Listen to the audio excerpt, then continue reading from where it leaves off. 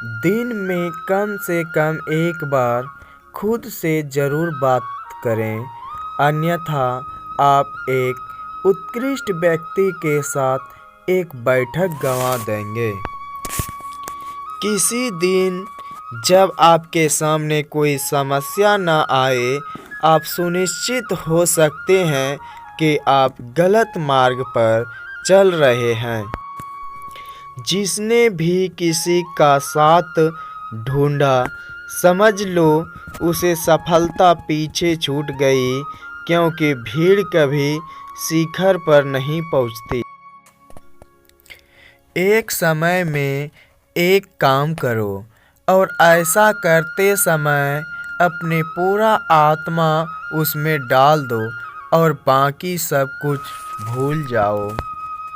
जो सत्य है उसे साहसपूर्वक निर्भीक होकर लोगों से कहो।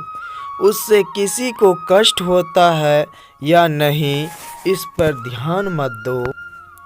कुछ मत पूछो, बदले में कुछ मत मांगो। जो देना है वो दो, वो तुम तक वापस आएगा, परंतु उसके बारे में अभी मत सोचो।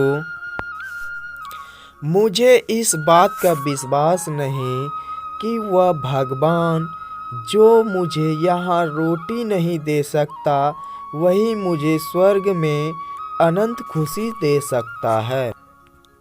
हम जितना ज़्यादा बाहर जाएं और दूसरे का भला करें, हमारा हृदय उतना ही ज़्यादा शुद्ध होगा और परमात्मा उसमें बसेंगे। जिस समय जिस काम के लिए प्रतिज्ञा करो, ठीक उसी समय पर उसे करना ही चाहिए, नहीं तो लोग का विश्वास उठ जाता है।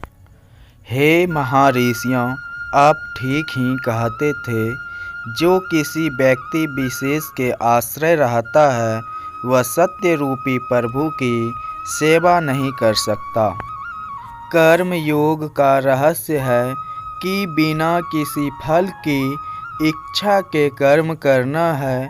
यह भगवान कृष्ण द्वारा श्रीमद् भागवत में बताया गया है। हमें ऐसी शिक्षा चाहिए जिससे चरित्र का निर्माण हो, मन की शक्ति बढ़े, बुद्धि का विकास हो और मनुष्य अपने पैरों पर खड़ा हो सके। तुच्छ वस्तुओं के लिए कभी प्रार्थना न करें। यदि आप केवल शारीरिक आराम की ही आकांक्षा करते हो, तो पशु और मनुष्य में क्या अंतर है। ब्रह्मांड की सारी शक्तियाँ पहले से हमारी है।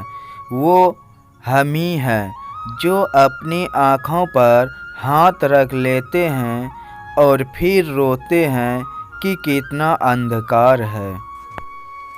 किसी की निंदा ना करें।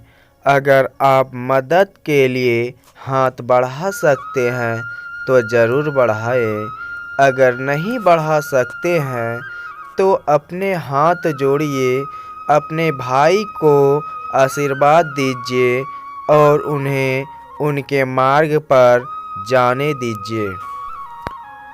अगर धन दूसरों की भलाई करने में मदद करे तो इसका कुछ मूल्य है, अन्यथा ये सिर्फ बुराई का एक ढेर है और इससे जितना जल्दी छुटकारा मिल जाए उतना बेहतर है।